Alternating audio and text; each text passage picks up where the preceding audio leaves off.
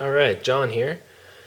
So here we have the amazing Ontario Rat1 pocket knife. You can get it for $20 to $30 in all kinds of places. It's a nice medium-sized EDC. There's a lot of videos on YouTube about this, but I'm going to try to be a little bit different and talk about disassembly and pimping the Rat1. So as you can see, all the bolts are out here. I thought they were T6, Torx T6, but they are not because I stripped out my T6.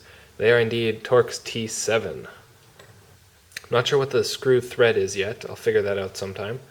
But they're all T7, and then the big ones on the pivot are T10, really loose T10. But so get all the screws out, get the handle off, or the clip off.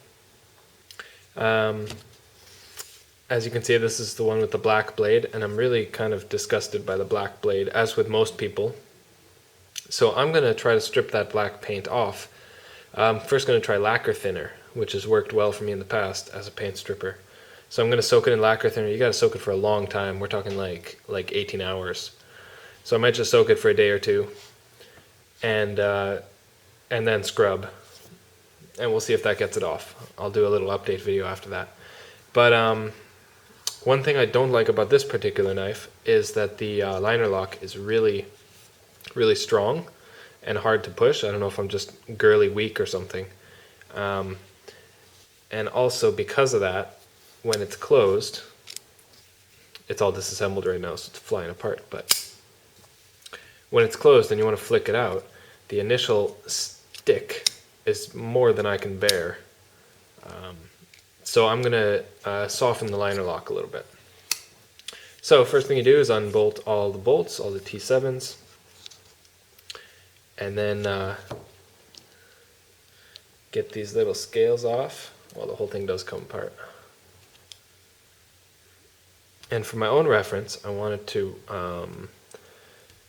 point out the bearings. You can see the plastic or nylon, whatever it is, washer there, really thin. So on the non-liner locking side, the Teflon washer goes on the blade side, and then there's a brass washer here, and that's it. And I believe on the locking side, liner lock side, you got 3 Teflon bearing Teflon. So I don't know why exactly they did that, but whatever. Now we can remember, hopefully. So put all those aside. Man, these Teflon ones are really thin. How thin are they? 1/4 thou? 3.5, 4 thou? That's really thin. It's like human hair thickness. Pretty cool. Alright, here's obviously the pivot pin. Threaded, we'll put that aside. All these guys should come out. Don't lose them. I've heard of these breaking. The little smaller side tabs break off. So do be careful. Here you go. Now I've heard that these are stainless steel, but they are highly magnetic. So I'm not sure if they're just steel. I mean, I know that some stainless grades are magnetic, but most are mildly magnetic. Like you can see all the little screws here are just very lightly sticking on there. They're not super strong. So these are obviously black oxide coated stainless. And these are going much stronger. So they're either a high carbon stainless or steel. This too might be a high carbon stainless or steel, who knows? Doesn't matter. Anyway, so because this guy is harder than I want it to be and providing too much force on the ball detent, I'm just simply going to bend it over. Well, for the sake of accuracy, let's do a quick little calculation here. This is quick and dirty. I don't need accuracy. Got about 100 thou. 100 thou preload there. Let's cut that down by half or so. So I'm just going to bend it. Maybe this will make the knife a little bit happier in my pocket. Happier for my girly hands to hold. or to activate. Because I want to be able to flip it out easily, and if it's stuck all the time. 45, 50 thou or so, perfect. That'll be good for now. So, that was quick little mod number 1.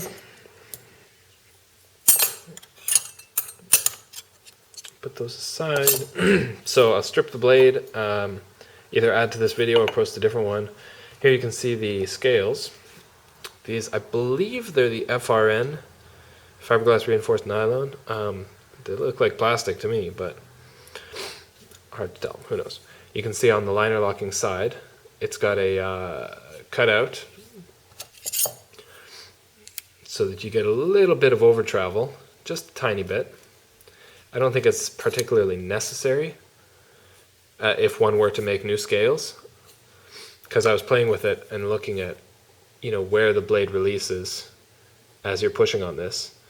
And even if you push this dead flush with the rest of it, there's plenty of room for the blade to release. So it doesn't really need to over travel at all. So I'm going to be making new scales. And I don't think I'm going to include that little cutout. And I'm going to be making new scales out of Moon Glow.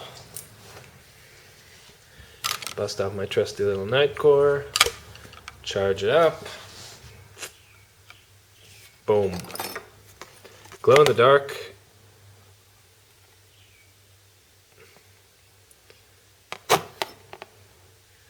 Glow-in-the-dark plastic. Pretty cool stuff. It's funny, if you take it out in the sunlight and you're like holding your fingerprint on it, it will shows you the outline of where your finger was. So anyway, very cool stuff. So I'm going to be making Rat1 scales out of glow-in-the-dark material on my CNC milling machine. So I will be posting some awesome videos of that.